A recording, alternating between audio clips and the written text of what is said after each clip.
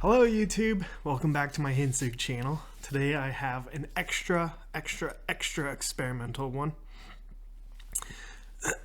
And which is why I'm kind of playing up my eccentric look.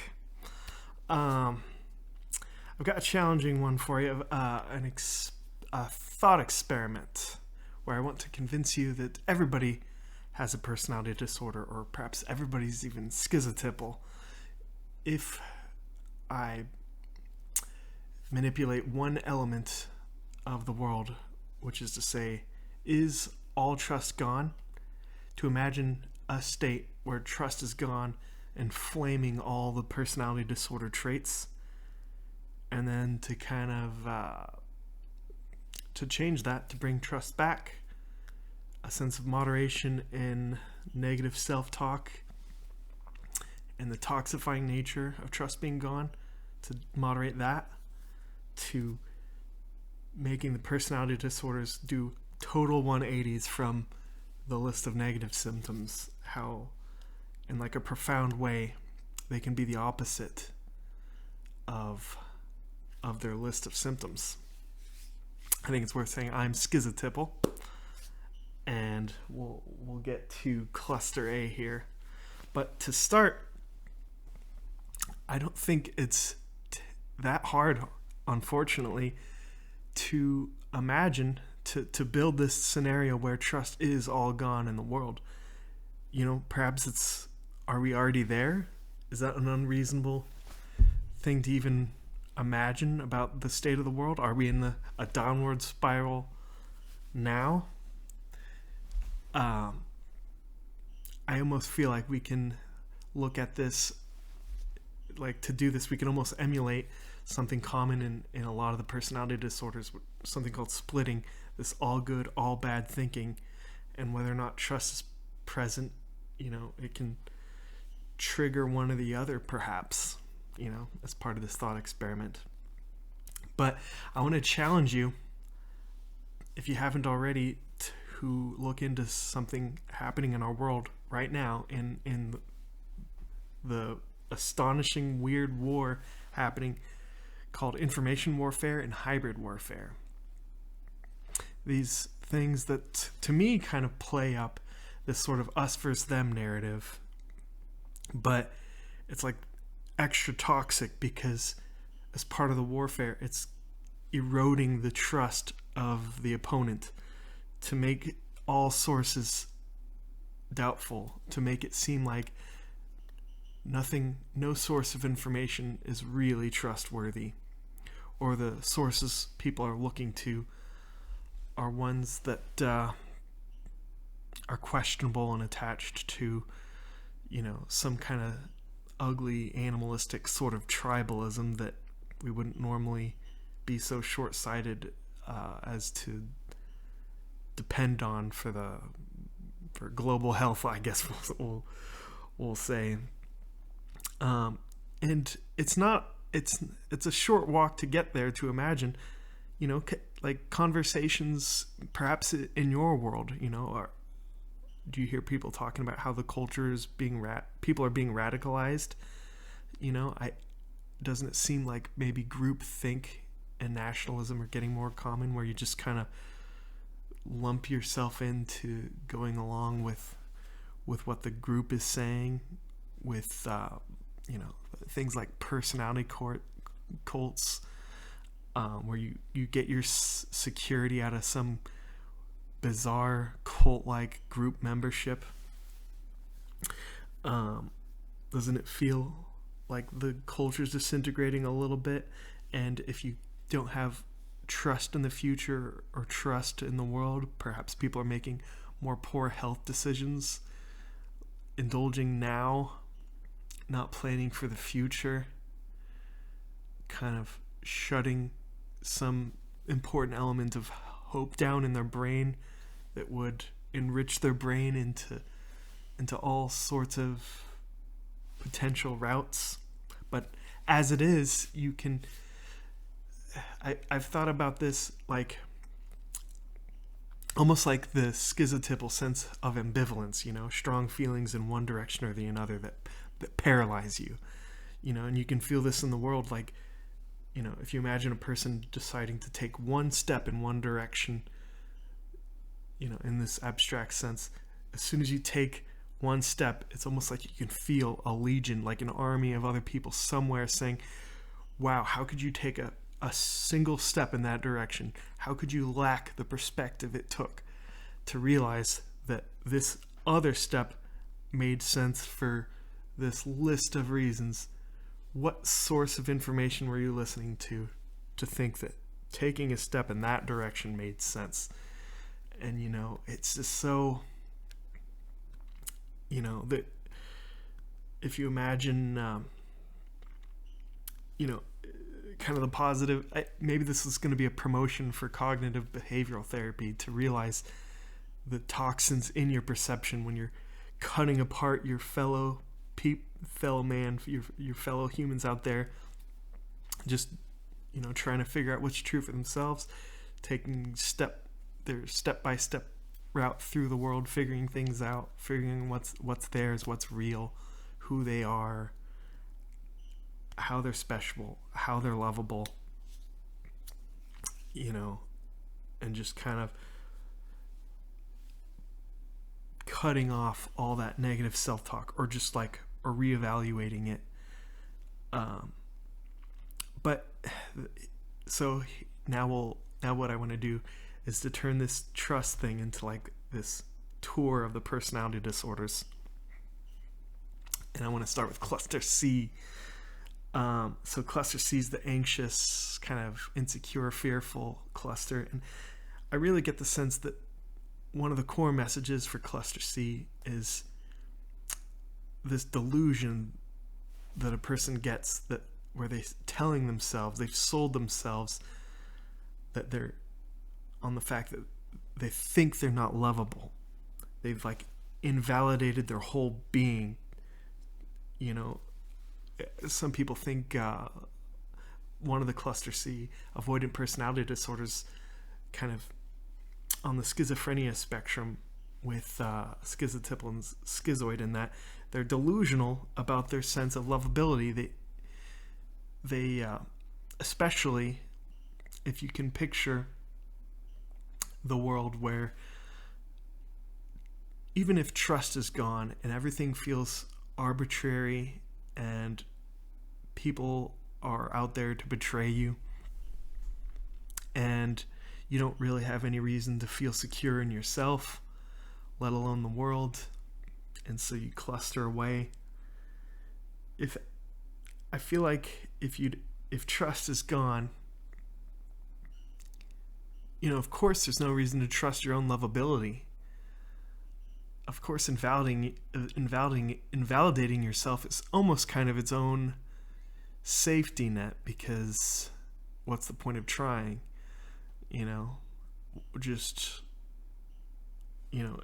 It almost in a way seems like my experience is schizotypal framed in this way.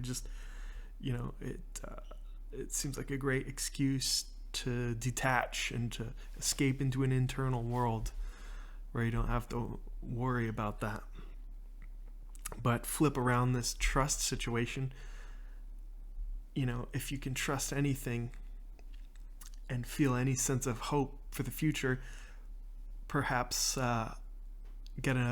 maybe it's something as simple as getting a full night's sleep, getting a good rest, waking up, and some of the toxins of the spiral downwards are wearing off. Maybe it was some drug or something, and you go out and exercise, and there's that subtle shift where you see hope. And if you can just invite some sense of trust in, what happens with personality disorders? What happens when you go from, if everything's arbitrary, and deciding I'm not lovable, to everything's arbitrary and there's no reason not to assume that I'm inherently lovable, and that any suggestion that I'm not lovable is actually the delusion, which in a way of course is the case. And why does it have to have that black and white all good, all bad sort of sensation to it.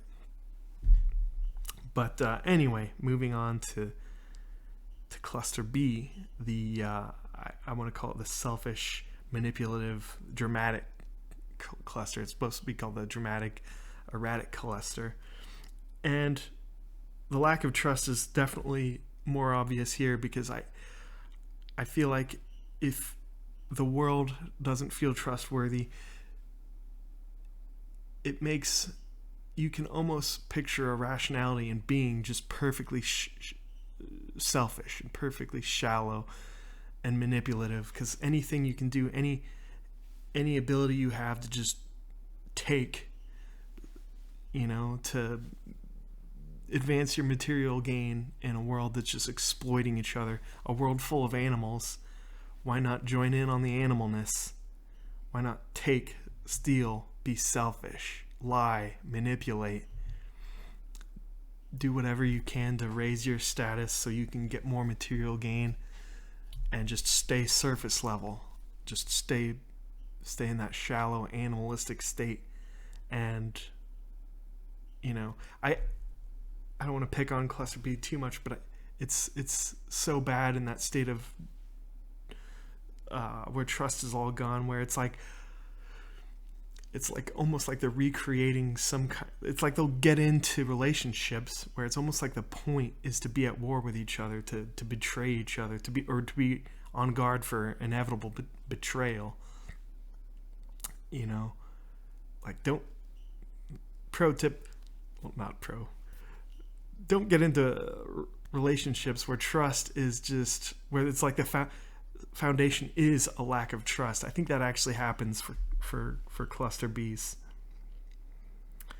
And to get trust back, to have a foundation of trust, I think that selfishness of cluster B can do a total 180, and there's like a profound sort of generosity inside of them. Like cluster C went from lovable to just knowing and that they have an inherent lovability. I think it's actually inside of cluster B to have a profound sense of generosity if they kind of snap out of their trust-free narrative.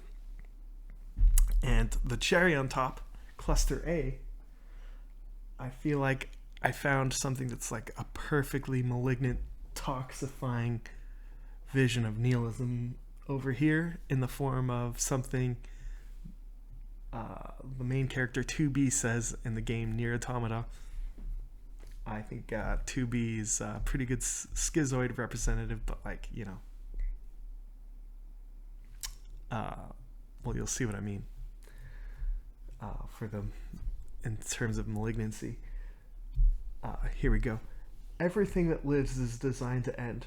We are perpetually trapped in a never-ending spiral of life and death. Is this a curse? Or some kind of punishment? I often think about the God who blessed us with this cryptic puzzle and wonder if we'll ever get the chance to kill him. Whew. To me, that's like a picture of nihilism. To expect that life is almost just this purposeless, meaningless exercise in humiliation until you die. Being born into a world that teaches you your purpose, gives you the excitement of purpose, gives you some sense of idealism. Maybe it's religion, maybe it's Jesus, turn the other cheek, generosity, just all these beautiful things about idealism, giving you the world when you're younger. And then it's like at some point, perhaps as part of the spiral downwards, or growing into becoming aware of the animal part of the world, having that completely taken away, and to lose any sort of faith at all that anything could have a meaning. And so you're just an automaton passing through the world, getting humiliated until death. What a brain trap and how to snap out of that. And just to kind of finish up with cluster A, so we got this perfect nihilism, and cluster A is the suspicious, paranoid, mad, eccentric cluster. And I think even with this one, if trust is all gone, you can create a perfect nihilism. But there's something.